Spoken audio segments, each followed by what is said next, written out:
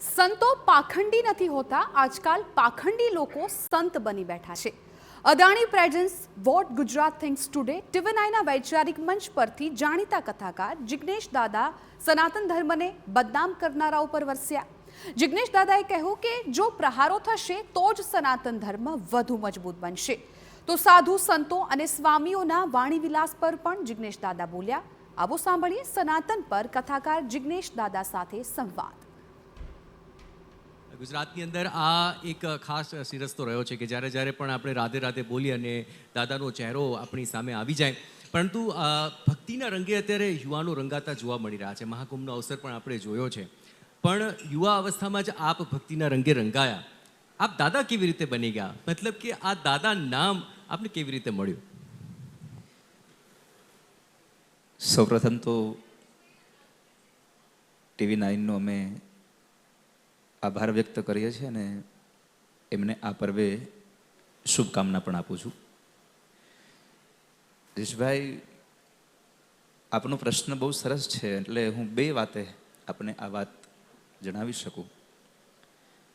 એક તો ગામડાની આપણી જે પદ્ધતિ છે, ગામડાની આપણી જે પરંપરાઓ છે, એમાં બ્રાહ્મણોને ગોરદાદા કહીને બોલાવે.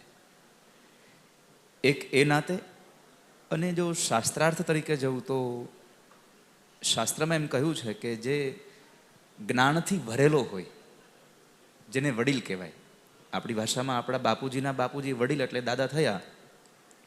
એમ જેમાં જ્ઞાનો, આપણા શાસ્ત્રોનું ખૂબ વિદ્વાન તરીકે ખૂબ વધારે પડતું જ્ઞાન એમાં હોય છે, તો એને પણ અમારા શાસ્ત્ર જગતમાં, બ્રાહ્મણ જગતમાં, કર્મકાંડ જગતમાં એમને દાદા કહીને બોલાવાય છે.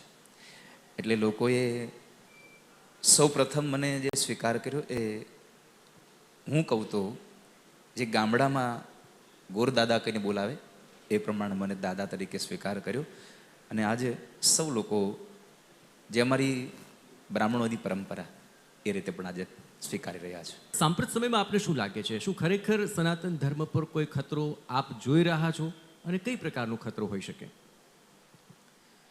બહુ સરસ પ્રશ્ન કર્યો. સનાતન ઉપર ખતરો. આ સંસારમાં પ્રહારો તો કોના ઉપર નથી થયા?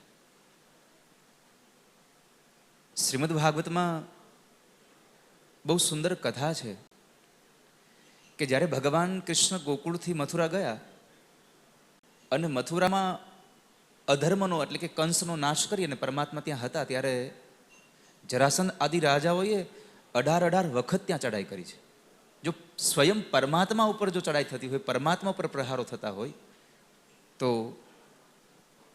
આ સાંપ્રત કાળમાં આપણા ધર્મ ઉપર, અને આ દુનિયાનો નિયમ છે, કેમ કે અત્યારે બહુ આપણો 5G યુગ આવી ગયો, લોકોને તરત જ મોટું થઈ જવું છે. એટલે તરત મોટું થવામાં તો એવું છે કે જે બીજાએ પોતાની દોરેલી જે એક લાઈન છે, એ લાઈનથી આગળ જવું હોય તો પોતાની લાઈનને ડ્રો કરતાં થોડી વાર લાગે. એટલે એ શું કરે છે કે બીજાની લાઈનને ટૂંકી કરવા કરે છે. પરંતુ એક વાત યાદ રાખવું કે ક્યારેય કોઈની લાઈન ટૂંકી કરવાથી ક્યારેય કશું થવાનું નથી. અને સનાતન ઉપર તો અને પ્રહારો થશે ને તો જ ખબર પડશે કે આ કેટલું મજબૂત છે. પ્રહારો થયા વગર ખબર નહીં પડે કે કેટલું આ મજબૂત આપણું સનાતન ધર્મ છે. એટલે સનાતનને ગમે તેટલા લોકો એમને હાનિ પહોંચાડવા આવે, પણ મને નથી લાગતું કે આ સાંપ્રત કાળમાં, અત્યારનું તમે જુઓ ને કે આપણા આગળના વક્તાઓ એક અલગ માર્ગની બધી વાતો કરીને ગયા, તો એ જગ્યાએ એક 5-7 મિનિટનો એક ગરબો અહીંયા પ્રસ્તુત થયો તો આખા પરિસરનું વાતાવરણ પરિવર્તિત થઈ ગયું, બધાના વિચારો બદલી ગયા. તો આ સનાતનને ક્યારેય હાનિ નથી પહોંચવાની, પણ જેટલા લોકો પ્રહાર કરી રહ્યા છે એમાં આપણો સનાતન વધારે મજબૂત થઈ રહ્યો છે.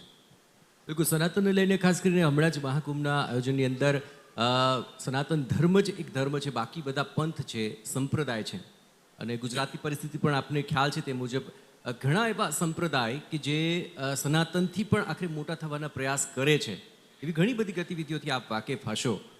આખરે એ થવાનું કારણ શું છે અને શા માટે આ પ્રયત્ન થઈ રહ્યો છે? શું સનાતનને તેના સંપ્રદાય દ્વારા જ પડકાર મળી રહ્યો છે? પ્રશ્ન તો આપનો છે મૂળમાંથી જ શાખાઓ ફૂટી શકે. બીજ એક વાવીએ પછી ફળ ગમે તેટલા લાગે તો એમ ન કહેવાય કે આ બધા જ બીજ છે. બીજમાંથી ઉગેલા એક વૃક્ષમાંથી અનેક શાખાઓ પ્રગટી છે અને મૂળ તો સનાતન જ છે. આ બાકીના તમે જેટલા પણ પંથો, જેટલા સંપ્રદાયો છે એનો તમે ઇતિહાસ જોવા જશો તો સનાતનથી પહેલા એ નથી પ્રગટ થયા કોઈ, એ સનાતન પછી જ પ્રગટ થયા છે. ક્યારેય કોઈ એવું સાંભળ્યું છે કે પહેલા દીકરો આવ્યા પછી બાપુજી આવ્યા? આપણો સનાતન જ્યારથી આ સંસારની રચના થઈ ત્યારથી સનાતનનું પ્રાગટ્ય થયું છે. એટલે સનાતનને સાથે રાખીને જો પોતે મોટા થશે તો બહુ સારું રહેશે, એમાં ખોટું નથી. કારણ કે કોઈ સારો માણસ આપણી સાથે હશે તો આપણી વેલ્યુ આપોઆપ વધવાની છે. અમે ભાગવતની સાથે જોડાયા તો હું તમને આજનું જ કહું તમને લાઈવ કે અમે ભગવાન ભાગવતજીની પોથી લઈને આટલો સનાતનનો અને ભગવાનના નામ થકી અમે પ્રચાર અને ખાલી અધ્યાત્મ જ નહીં, વ્યવહારિક રીતે જ્યારે સંસારને કંઈક બતાવવા માટે નીકળ્યા છીએ તો આજે TV9 પણ અમારી નોંધ લીધી. આનું એક લાઈવ એક્ઝામ્પલ છે. તો સનાતનથી બીજા બધા જ લોકોને પોષણ મળવાનું છે. એટલે સનાતનને એ લોકો એમની સાથે જોડાયેલા રહે છે અને અમે તો પ્રાર્થના કરીએ છીએ કે આપ સૌ સનાતનની સાથે જોડાયેલા રહો. પણ જે સંપ્રદાય આ પ્રકારના પ્રયત્નો કરે છે, આખરે એમના કાન આંબળવાનું કામ કરશે કોણ? એની ચિંતા કરવાની વ્યથા જરૂર નથી. કેરીનું આખું વૃક્ષ હોય ને એમાં બધી જ કેરીઓ મીઠી હોય એવું ન હોય.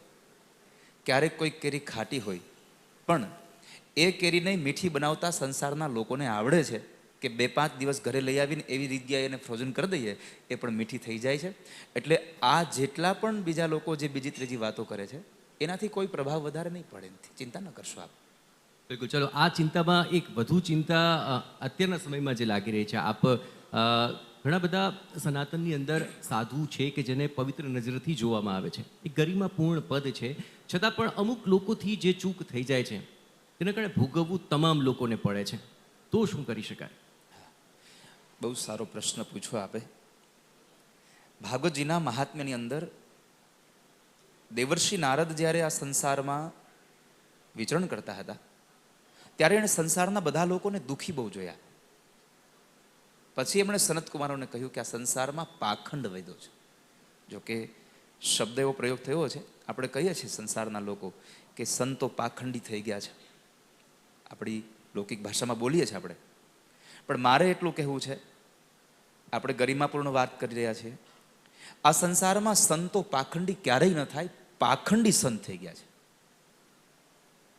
એટલે અવકાશ મળે તો પુનઃ એકવાર આ ઉનાળો આવી રહ્યો છે એટલે એક ફળની જ વાત તમને, કે જ્યારે આપણે કેરીના બહુ બધા ફળ લઈ આવીને ઘરમાં સંગ્રહિત કર્યા હોય પછી એમાંથી એકાદ કેરી જ્યારે ખરાબ થઈ જાય તો એ ઓટોમેટિક પછી આપણે કાઢી નાખીએ છીએ. આ બધી જ ગરિમાપૂર્ણ કોઈ ક્યારેક, કારણ કે આ કામ વાસનાથી છૂટવું બહુ અઘરું છે. કથાઓમાં અનેક વખત કહ્યું છે, જેને સ્વયં પરમાત્મા ઉપર પણ પ્રહાર કર્યા છે કામે, અને વાસનાઓથી છૂટવું એ બહુ અઘરું છે. એટલે એ વાસનાઓથી છૂટવા માટે થઈ અને પાખંડી સાધુ થયા છે એમાં જ આવું થવાનું છે. જે મૂળ સાધુ છે એમાં ક્યારેય આવું થવાનું નથી. એટલે મારે સમાજને આજે આ TV9ના માધ્યમથી એટલો એક પ્રાર્થના કરવી છે કે જ્યારે જ્યારે પણ આપણી નજરમાં, આપણા કાને કોઈ વાત એવી પડે કે આ સાધુએ આવું કર્યું, ત્યારે એટલું વિચારવું કે સાધુ આવું ક્યારેય કરી શકતા નથી. ખાલી આ સાધુના કપડાં પહેરી લેવાથી સાધુ નથી થવાતું, સાધુ બનવા માટે સ્વભાવ બદલવાની જરૂર હોય છે માણસ.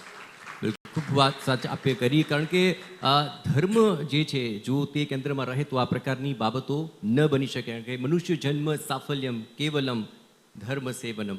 પરંતુ આ પ્રકારે જ્યારે જો તમામ બાબતોનું નિવારણ સનાતનમાં થઈ જ રહ્યું છે તો એક માંગ વારંવાર ઉઠી રહી છે કે ભારતને હિન્દુ રાષ્ટ્ર જાહેર કરવામાં આવે. દાદા શું માને છે? શું હિન્દુ રાષ્ટ્ર જાહેર કરવું જોઈએ કે નહીં? માત્ર હિન્દુ રાષ્ટ્ર ખાલી જાહેર કરવાથી હિન્દુ રાષ્ટ્ર નિર્માણ નહીં થાય. લોકો બહુ વિચારે છે કે આ રાષ્ટ્રને સારું બનાવવું તો શું કરવું પડે, આગળની વસ્તુ સારી બને તો આ વસ્તુ સારી બને. પણ મેં ભાગવતની કથાથી જે ભાઈ ઘણી વખત કહ્યું છે કે માણસ આગળના માણસને સારો બનાવવા માટે પ્રયત્ન કરે એના કરતાં માણસ ખાલી પોતાની જ જાતને સારો બનાવે. જો આ બધા જ પોતાની જાતને સારા બનાવવા જાય તો મને લાગે છે કે હિન્દુ રાષ્ટ્રને હિન્દુ રાષ્ટ્ર તરીકે ઘોષિત કરવા માટે થઈને આપણે કોઈ પ્રયત્ન કરવાની આવશ્યકતા ન રહે, આપોઆપ ઘોષિત થઈ જાય કે આ હિન્દુ રાષ્ટ્ર છે. તો આ વિચારોની કસ્તુરી દાદાએ આપણે સમક્ષ આખરે રાખી છે અને આ જ વિચારો કથા વ્યાસ પરથી પણ તે સૌ કોઈને આપે છે અને આજે પણ એ તમામ પ્રશ્નોનું જે સમાધાન છે તે આપ્યું છે. દાદા, આપ ખૂબ ખૂબ આભાર સાથે અમને આ તમામ બાબતો તમે જે રજૂ કરી છે એ બદલ તહે દિલથી આપનો આભાર માનીએ છીએ.